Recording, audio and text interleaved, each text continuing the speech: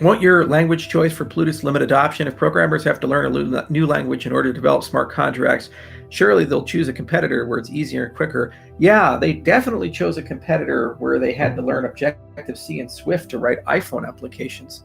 And they will definitely choose a competitor when they had to abandon Java and C and C++ and write applications in JavaScript, that new language there. And they'll definitely choose a competitor when they had to learn Solidity to write Ethereum applications. Yeah.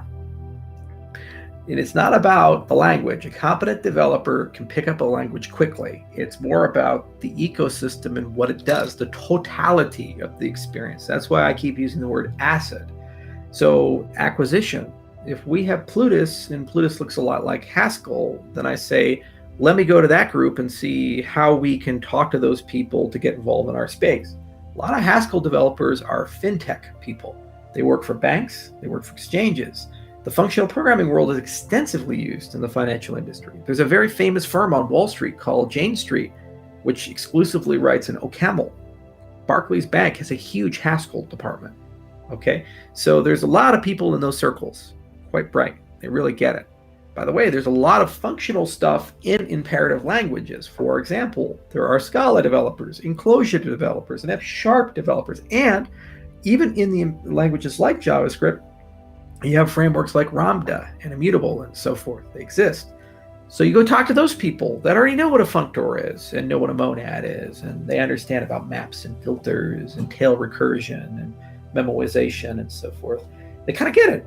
And then all you're doing is saying it's a new syntax. Okay. And if you have good tooling, it's easy for them to come in. You don't need everybody. You just need the right people in the room. 50 to 100 solid ones that can do 50 to 100 solid projects to get you where you need to go.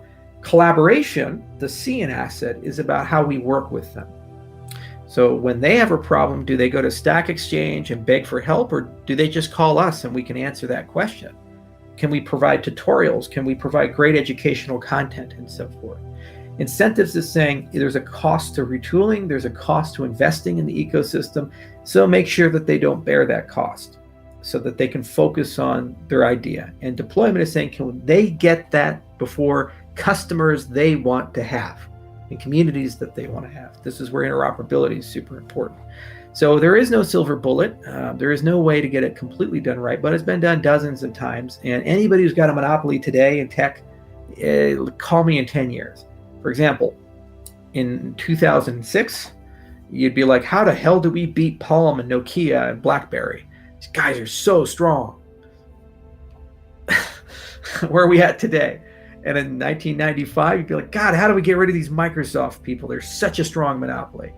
Oh man, how do we undo the Yahoo search monopoly?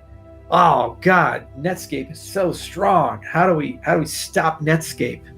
They're dominating the browser market. Oh, AOL is the world's strongest ISP. How do we undo the AOL monopoly? No one will transition from that. The only constant, the only thing that never changes in technology is that things change. Okay? Everybody's always looking for the next big thing, and we are that.